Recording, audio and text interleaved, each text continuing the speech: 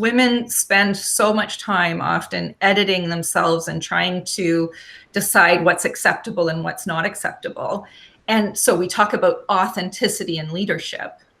And there's sort of a struggle in like, well, my authentic self is scared sometimes and, overwhelmed sometimes and all of that kind of thing. And so how much of that do I bring?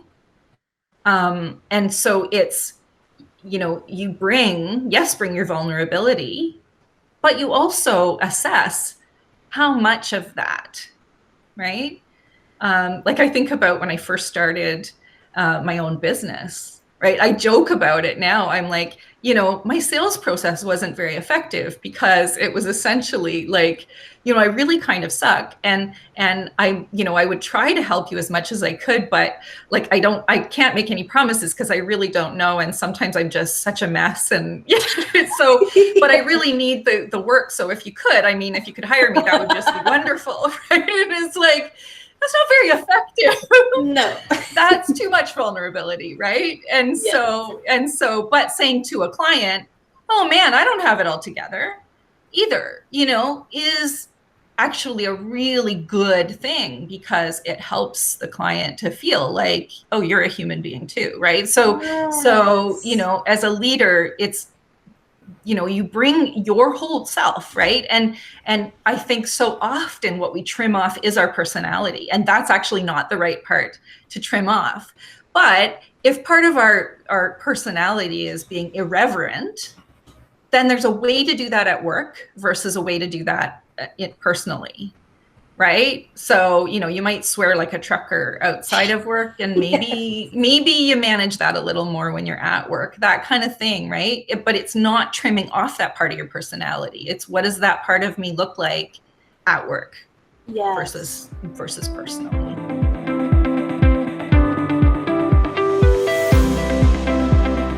What I put here, the questions like, what is your goal? What is the need? And what version of you do you want to bring in that moment, right? I think those are important questions to ask. So for one, it depends who you're talking to, right? Yes. If you're talking to your coach, you bring it all. If you're talking to your mentor, you bring some of it with a mind to maintaining that professionalism. If you're talking to your boss, you might bring even a little less of it, but put in a very proactive, I want to do this better. And, here's what I think would help me to do that. Right? Like with a coach, you would say, I don't know what's holding me back. And we would explore that in order to help you to get out from underneath that. I don't think you would do that with a mentor or with a boss. You would be saying like, I'd like to do this, or here is what I'm asking of you to help me to grow this skill or learn this skill. Like opportunities to step outside your comfort zone a little bit, that kind of thing.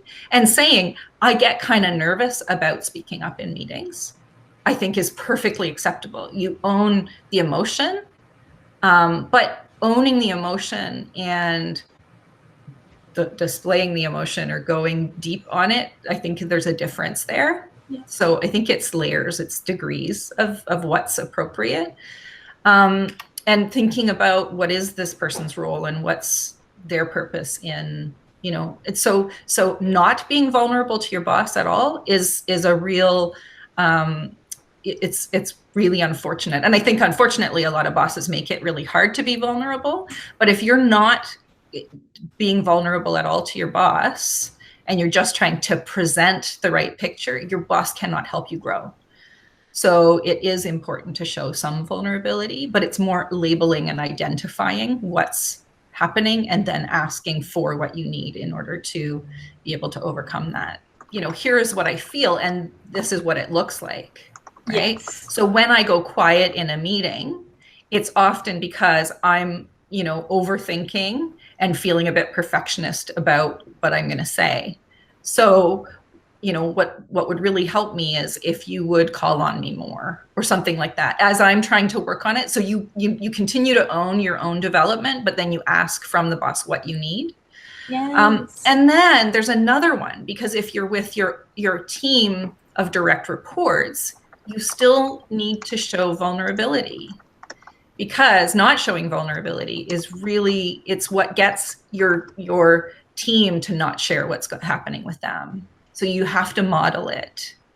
So you can say, like, this change that we're going through, I know this has been hard on all of you, and you've been working a lot of late hours, and there's been a lot of ambiguity.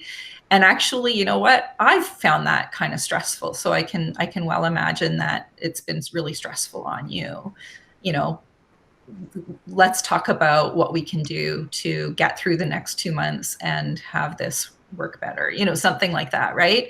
So you're acknowledging theirs, but you're also modeling it by saying, and I've got that too, or not necessarily that it's the same thing. But what you don't want to do is instill fear, right? So you are their support. So you don't lean on your team for that. Not that it never happens. I've cried to the odd employee, I have to admit, because sometimes it's just there, but you really, it's you want to be providing that support and finding your support elsewhere.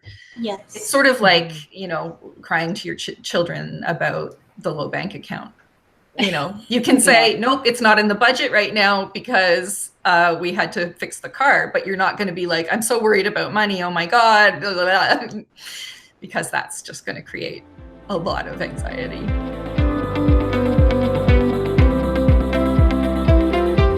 I think what we often do is we build a persona.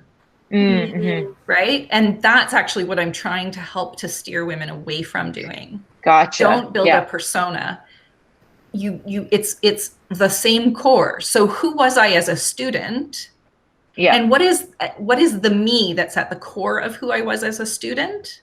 Mm-hmm. And then you port that core over, and you may put different dressing on it, or you may augment certain pieces of that. Mm-hmm.